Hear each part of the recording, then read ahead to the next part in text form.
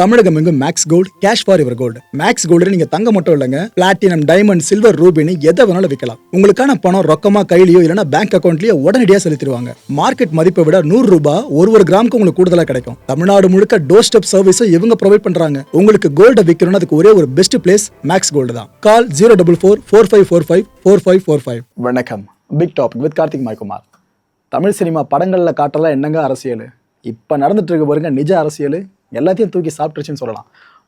ஒரு செகண்டுமே அவ்வளோ பரபரப்பாக போய்கிட்டு இருக்கு.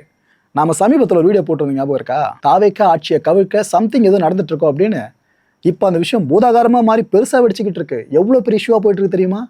ஆதாரம் எங்ககிட்ட இருக்குங்க. இந்த ஆட்சி கவிழ்க்க இவ்வளோ பேர் ட்ரை பண்ணியிருக்காங்க, டிஎம்கேல இருக்கவங்க அப்படின்ட்டு. மினிஸ்டர் நிர்மல்குமார் இருக்கார்ல, அவர் பேசியிருக்காரு. இது எல்லாத்தை பற்றி நான் முழுக்க பார்க்க போகிற நிகழ்ச்சியில் போகலாம்.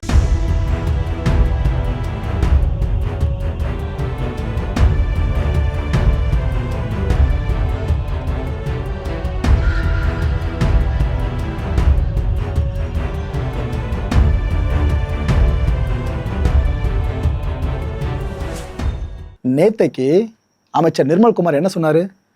தாவேக்கா ஆட்சியை எப்படியாவது கவிழ்த்தணும்னு சொல்லிட்டு இங்க சதி நடந்துகிட்டு இருக்குங்க அப்படின்னு சொன்னாரு.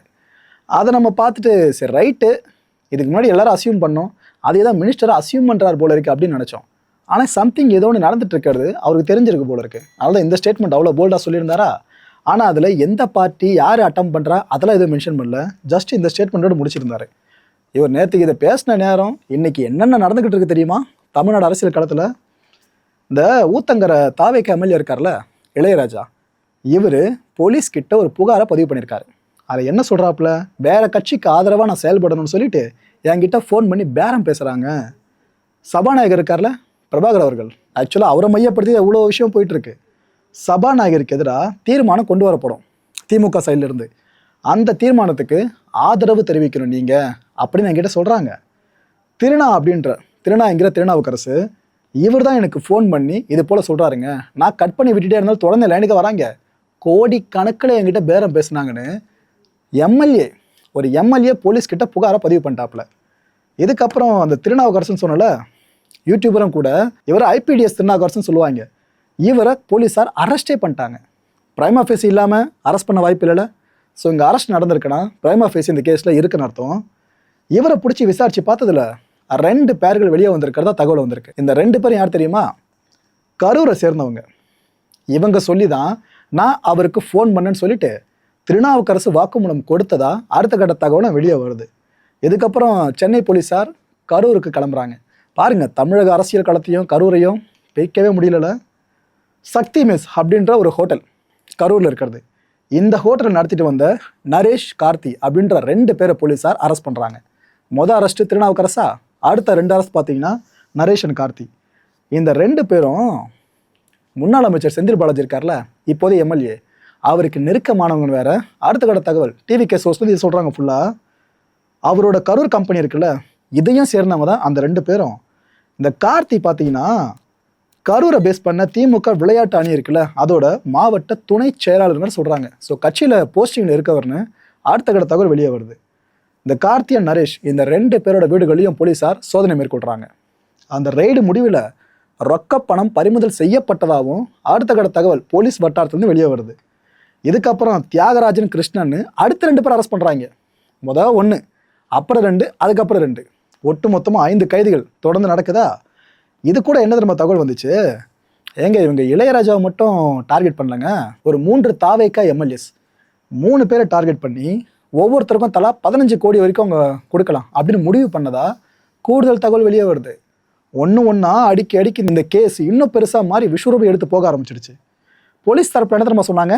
இந்த கைதுகள்லாம் பண்ணி முடித்த பிற்பாடு இந்த ஐபிடிஎஸ் இருக்குல்ல, அதாவது இந்தியன் பொலிட்டிக்கல் டெமோக்ராட்டிக் ஸ்ட்ராட்டஜிஸ் அப்படின்ற இந்த ஒரு அடையாளத்தை முன் வச்சு தான் அந்த திருநாவுக்கரசு அப்படின்றவர் இளையராஜாவுக்கு ஃபோன் பண்ணியிருக்காராமா. ஆக்சுவலாக கருத்து கணிப்பு நடத்துகிற ஒரு நிறுவனமாங்க இது. அவங்க சொல்கிறபடி பார்த்தீங்கன்னா போலீஸ் சைட்லேருந்து திருநாவுக்கரசுன்ற ஃபோன் பண்ணார் பார்த்தீங்களா இளையராஜாக்கு. அப்போது இது போல் முக்கியமான கட்சியினர் கேட்குறாங்க, நீங்கள் வேறு எதுவும் பெருசாக செய்ய வேணாம், நாங்கள் கேட்குறது மட்டும் செஞ்சு கொடுங்க போதும். இந்த சபாநாயகருக்கு எதிராக ஒரு தீர்மானம் கொண்டு வருவோம், அதில் ஆளுங்கட்சிக்கு ஆதரவாக நீங்கள் எதுவும் பேசக்கூடாது, எதிர் சைடில் இருக்கவங்களாம் சில விஷயம் பண்ணுவாங்க, அதுக்கு ஆதரவாக வாக்களிப்பாங்க அந்த எதிரான தீர்மானத்துக்கு. அதை நீங்கள் ஒத்துக்கிட்டு நீங்களும் அதுக்கு எதிராக வாக்களிக்கணும், தாவேக்காக்கு ஃபேவராக வாக்களிக்க கூடாதுன்னு அவங்க சொன்னதாகவும், உங்களை அந்த முக்கியமான கட்சியை சேர்ந்தவங்க நேரில் சந்திக்க விரும்புகிறாங்க, ஓகே சொன்னீங்கன்னா மீட்டிங் அரேஞ்ச் பண்ணிடலாம் அப்படின்னு திருநாவுக்கரசு இளையராஜா பேசுனதாகவும் போலீஸ் சைட்லேருந்தே சொல்கிறாங்க. இளையராஜா அவர்கள் தொடர்பு துண்டிச்சாராமா. இல்லை ஃபோன் பண்ணாதையும் சொல்லி தொடர்ந்து துண்டிச்சிட்டு இருந்தாராம். ஆனால் அந்த திருநாவுக்கரசு விடலைன்னு சொல்கிறாங்க. இது வேற ஒருத்தவங்க சொல்கிற ஸ்டேட்மெண்ட் இல்லைங்க, போலீஸ் சைட்லேருந்து வெளியிட்டிருக்கிறது.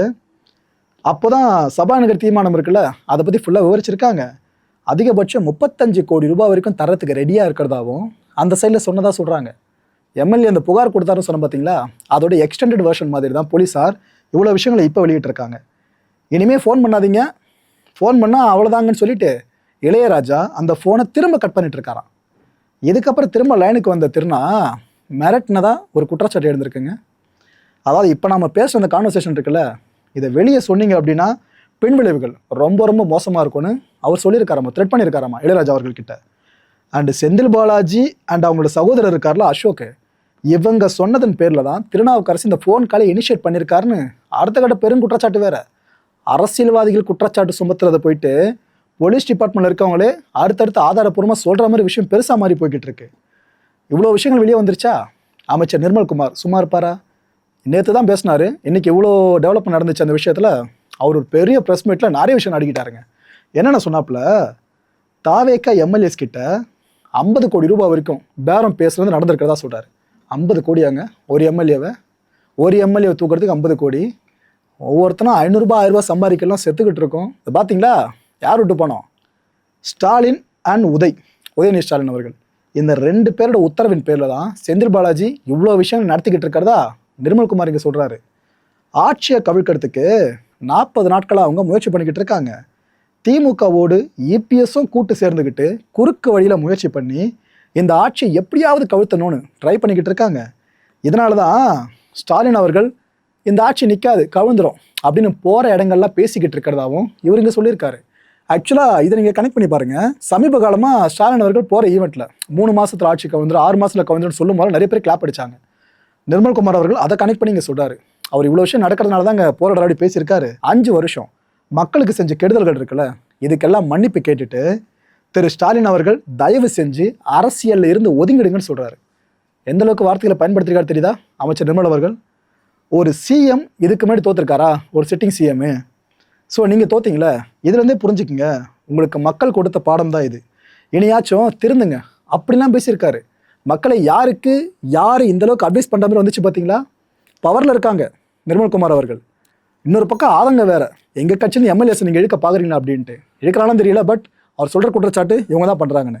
அதோட ஆதங்க வெளிப்பாடு தான் இந்தளவுக்கு வார்த்தை பிரயோகம். எங்கள் கட்சியில் இருக்க ஒரே ஒரு எம்எல்ஏ இளையராஜா, அவர் கொடுத்த புகாரில் மட்டுமே இத்தனை கைதுகள் தமிழ்நாட்டில் நடந்திருக்கு. அப்போ மற்றவங்கெல்லாம் கேட்டு புகார் கொடுக்க ஆரம்பித்தா யோசிச்சு பாருங்கள், உங்களை பற்றி எல்லாமே வெளியே வரும். இன்னைக்கு தேர்தல் நடந்தால் கூட நாங்கள் தான் ஜெயிப்போம், தாவேக்கா தான் ஜெயிக்கும், எங்களுக்கு எந்த பயமும் கிடையாதுங்க, ஏன்னா அங்கே மக்கள் சேவை பண்ணுறதுக்காக களத்துக்கு வந்திருக்கோம், நீங்கள் இந்த கேவலமான வேலையை விட்டுருங்கன்னு இப்படிலாம் வார்த்தையை பயன்படுத்தியிருக்காரு. அப்போ அவ்வளோ அப்செட்டாக இருக்கார் போல இருக்குது அமைச்சர். அண்ட் திருநாவுக்கரசு, நரேஷ், தியாகராஜன், இந்த 3 பேர் இருக்காங்களே முதல்ல கைதானவங்க, இவங்களுக்கு வர ஜூலை மாதம் 15ஆம் தேதி வரைக்கும் காவல் பிறப்பிக்கப்பட்டிருக்கு. அண்டு தமிழக அரசியல் களம் இது வரைக்கும் காணாத காட்சிகளை இப்போ நம்ம பார்த்துக்கிட்டு இருக்கோம். இவ்வளோலாம் டென்ஸான ஒரு 3-4 மணி நேரத்துக்குள்ளேயே இவ்வளோ பரபரப்பான காட்சிகள் நம்ம பார்த்ததில்ல. இப்போ தமிழக அரசியல் களத்தில் நாம் விட்னஸ் பண்ணிட்டு இருக்கோம். இதுக்கு மத்தியில் டிஎம்கே ஏதாவது எதிர்வினை ஆற்றணும்ல, என்ன தெரியுமா பண்ணிட்டாங்க? ஆளுநர் அவர்களுக்கு திமுக அமைப்பு செயலாளர் RS பாரதி இருக்கார்ல, அவர் ஒரு கடிதம் எழுதி அனுப்பியிருக்காரு. அதில் என்ன சொல்லியிருக்காரு? திமுக எம்எல்ஏக்கள் ராஜேந்திரன் அண்ட் செந்தில் இந்த 2 பேரையும் பதவி விலக வைக்கிறதுக்காக சிஎம் விஜய் அவர்களும் வைகோ அவர்களும் சேர்ந்து கூட்டுச்சதி பண்ணியிருக்காங்கன்னு சொல்லியிருக்காங்க. அதில் அவரே நேரடியாக குதிரை பேரத்தில் ஈடுபடுறதா சொல்லியிருக்காரு. யார்? சிஎம் நேரடியாக குதிரை பேரத்தில் ஈடுபடுறாரு. வைகோட ஒப்புதல் பேரில் தான் இவ்வளோ விஷயம் நடந்திருக்கு. இது ஜனநாயகத்துக்கு குந்தகம் விளைவிக்கிற செயலுங்க. அரசு பதவியை அவர் தப்பாக பயன்படுத்தியிருக்காரு, சிஎம் மேலே வழக்கு பதிவு பண்ணணும், இதுக்கு ஆளுநர் அனுமதிக்கணும்னு இப்படி ஒரு விஷயம் ஓடிக்கிட்டு இருக்கு. பார்த்தீங்களா, ஒரு பக்கம் ஆதாரம் இருக்குன்னு சொல்லிட்டு நிர்மல்குமார் அவர்கள், அமைச்சர் அவர்கள் அவ்வளோ விஷயம் அடிக்கிட்டு இருக்காரு. இன்னொரு பக்கம் இவங்க ஸ்கோர் பண்ண இந்த கடிதம் எழுதுகிற வேலையும் போய்கிட்டு இருக்கு. எனக்கு என்னென்னா, ஆளுநரை பல நேரங்களில் திட்டி தீப்பாங்க ஒரு கட்சியும். ஆனால் அந்த ப்ரோட்டோகால் ஃபார்மாலிட்டின்னு வந்துச்சுன்னா அந்த பக்கம் தான் போயிட்டு வரணும் பொழுது அனுமதி வாங்குறதுக்கு எல்லாம் அங்கே தான் போகிற மாதிரி இருக்குது. இதுக்கு மத்தியில் அமைச்சர் ஆதவ அர்ஜுனா வேறு இப்போ என்ன தெரியுமா சொல்லியிருக்காரு? கடந்த ஆட்சியில் பொதுப்பணித்துறையில் ஊழல்கள் கொடிகட்டி பறந்துருக்கதா சொல்லியிருக்காரு. அதெல்லாம் இப்போ கண்டுபிடிக்கப்பட்டிருக்கதா சொல்லியிருக்காரு. உங்களுக்கே தெரியும் மக்களே, இருக்கிற எல்லா மினிஸ்ட்ரிஸ்லையும் காசு பார்க்குற மினிஸ்ட்ரி, காசு ஓரளவுக்கு மட்டும் பார்க்குற மினிஸ்ட்ரிலாம் கேட்டகரி இருந்துச்சு. இது வரைக்கும் தமிழக அரசியல் கருத்தில் அதுதான் எல்லாருக்கும் காது கோர விஷயமே. அதில் பொதுப்பணித்துறை இருக்குல்ல, அது டாப்பில் இருக்கிறது. ஸோ அது சார்னு அவர் சொல்கிறாரு, கடந்த ஆட்சியில் ஊழல்கள் நிறைய நடந்திருக்கு, அரசு ஒப்பந்தம் தர்றதா சொல்லிட்டு முறைகேடுகள் நிறைய பண்ணியிருக்காங்க. அந்த முறைகேடில் சிக்கி யாருன்னா பாதிக்கப்பட்டிருப்பீங்களா? நீங்கள் இப்போ பயப்படாதீங்க. பாதிக்கப்பட்ட நீங்கள் ஒரு மின்னஞ்சல் கொடுக்குறேன் முகவரி, அதுக்கு புகார் கொடுங்க. minister.pwd.hd.tn@gmail.com இந்த மின்னஞ்சல் முகவரிக்கு பாதிக்கப்பட்டவங்க புகாரை பதிவு பண்ணுங்க. பயப்படாதீங்க, உங்களோட விவரங்கள் பாதுகாக்கப்படும். தேவையான சட்ட பாதுகாப்பு இருக்குல்ல, அதுவும் வழங்கப்படும். ரகசியத்தை பாதுகாப்புன்னு சொல்லியிருக்காங்க. ஜஸ்ட் யாருக்கிட்ட எவ்வளோ கொடுத்து ஏமாந்தீங்க இதை மட்டும் சொல்லிட்டீங்கன்னா போதும்னு இவர் வேறு புதுசாக அழைப்பு விடுத்திருக்காரு. மக்களை இந்த கான்டென்ட்டை பொறுத்த வரைக்கும் என் மனசில் ஒரே ஒரு வினா இருக்குது. முடிஞ்ச அதுக்கான பதில்களை கீழே கமெண்ட் செக்ஷனில் கமெண்ட்டாக லீவ் பண்ணுங்கள். ஆட்சி கவிழ்ப்பு சதியில் திமுக ஈடுபடுதுன்னு நினைக்கிறீங்களா? ஆப்வியஸாக டிஎம்கே சைட்லேருந்து எல்லாம் மறுப்பு வெளியிடுவாங்க. ஆனால் இல்லைன்னு சொல்லலாம், அந்த அறிக்கை வெளியாக தான் வரப்போகுது. ஆனால் இப்போ இவ்வளோ குற்றச்சாட்டுகளை ஏதோ எவிடன்ஸு இருக்குன்னு சொல்லிட்டு அமைச்சர்கள் சொல்லியிருக்காங்க, நிர்மல்குமார் அவர்கள். அதான் இந்த கேள்வியை கேட்குறேன். அண்டு கூடிய சீக்கிரமே சட்டப்பேரவைக்குள்ள சபாநாயகருக்கு எதிராக தீர்மானம் ஒன்று கொண்டு வரப்பட்டுருச்சுன்னா எந்த விஷயம் உறுதியாடும் நீங்கள் நினைக்கிறீங்க? அடுத்த நிகழ்ச்சியை சந்திக்கலாம். நன்றி, வணக்கம். தமிழகம் எங்கும் Max Gold, cash for your gold. Max Gold நீங்க தங்க மட்டும் இல்லைங்க, பிளாட்டினம், டைமண்ட், சில்வர், ரூபினி எதை வேணாலும் விற்கலாம். உங்களுக்கான பணம் ரொக்கமா கையிலயோ இல்லைன்னா பேங்க் அக்கௌண்ட்லயோ உடனடியாக செலுத்திடுவாங்க. மார்க்கெட் மதிப்பை விட 100 ரூபாய் ஒரு கிராமுக்கு உங்களுக்கு கூடுதலாக கிடைக்கும். தமிழ்நாடு முழுக்க டோர் ஸ்டெப் சர்வீஸும் இவங்க ப்ரொவைட் பண்றாங்க. உங்களுக்கு கோல்டை விற்கணும்னு அதுக்கு ஒரே ஒரு பெஸ்ட் பிளேஸ் மேக்ஸ் கோல்டு தான். கால் 04445454545. என் நண்பர் மாயம் ஸ்டுடியோஸ் நேயர்களே, மாயம் பக்தின்னு ஆன்மீகத்துக்காக பிரத்யேகமா ஒரு சேனலை கொண்டு வந்திருக்கோம். மறக்காம சப்ஸ்கிரைப் பண்ணி அந்த சேனலுக்கு உங்களோட ஆதரவை மனப்பூர்வமாக தெரிவிங்க. வணக்கம் மாயம் ஸ்டுடியோஸ் நண்பர்களே. மாயம் ட்ரெண்ட்ஸ் அப்படின்ற ஒரு புதிய ஃபேஸ்புக் பேஜை ஓப்பன் பண்ணியிருக்கோம்.